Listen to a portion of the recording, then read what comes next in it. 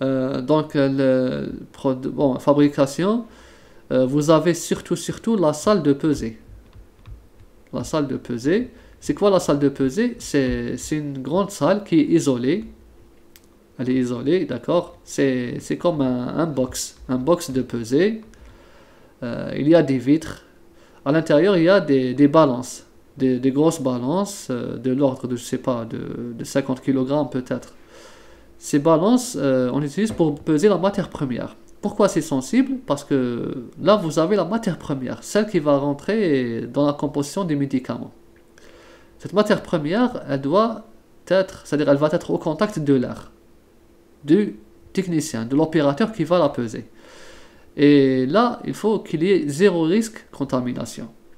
Donc, qu'est-ce qu'on fait? La personne qui va faire la pesée, bon, je ne sais pas dessiner encore une fois, elle doit porter, je ne sais pas, la charlotte, c'est important. La charlotte, c'est le truc qu'on met sur la tête.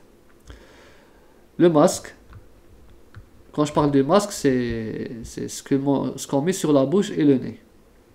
La bouche et le nez. Les lunettes de protection, d'accord? La combinaison, toute la combinaison, du haut vers le bas, c'est-à-dire de l'épaule vers les pieds. On a une combinaison et les surchausses. Les surchausses, on la met sur les sabots. C'est des surchausses, tout est jetable, bien sûr, à part les lunettes, le masque aussi c'est jetable. La surchausse, on l'utilise sur les chaussures, sur les sabots qu'on met dans une usine pharma.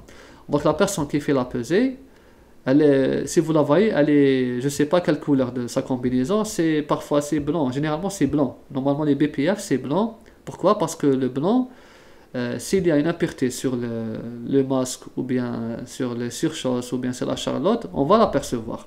Quand c'est blanc, on peut détecter les impuretés. Donc la personne qui rentre dans la salle de pesée doit être couverte de la tête aux pieds. C'est indispensable. Sinon, le risque de contaminer le médicament. Donc voilà, c'est pour ça qu'on parle de formation. Quand on fait la formation, on comprend l'importance des vêtements dans la zone de production. On ne peut pas rentrer comme ça.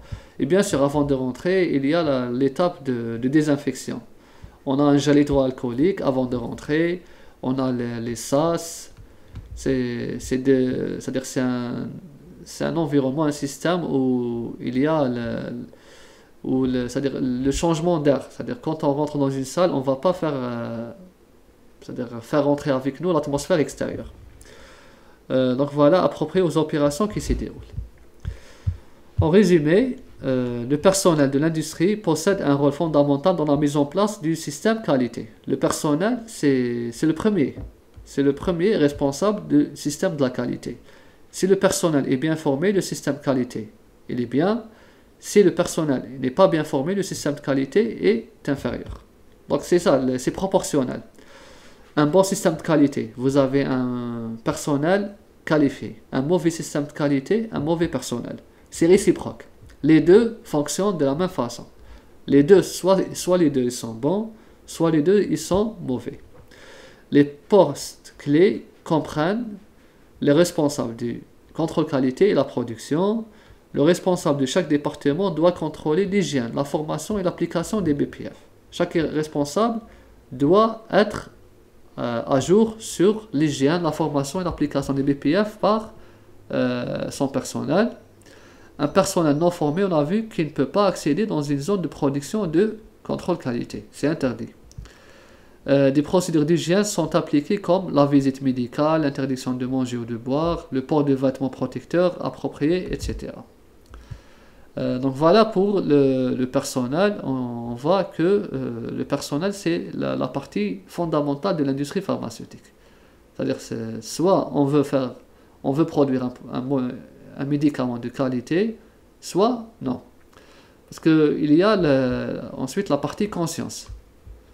La partie conscience, c'est quoi? C'est que ce médicament, on va dire par exemple le comprimé, il va être pris par une personne. Cette personne, elle est malade. Donc là, ça donne de l'importance à ce travail.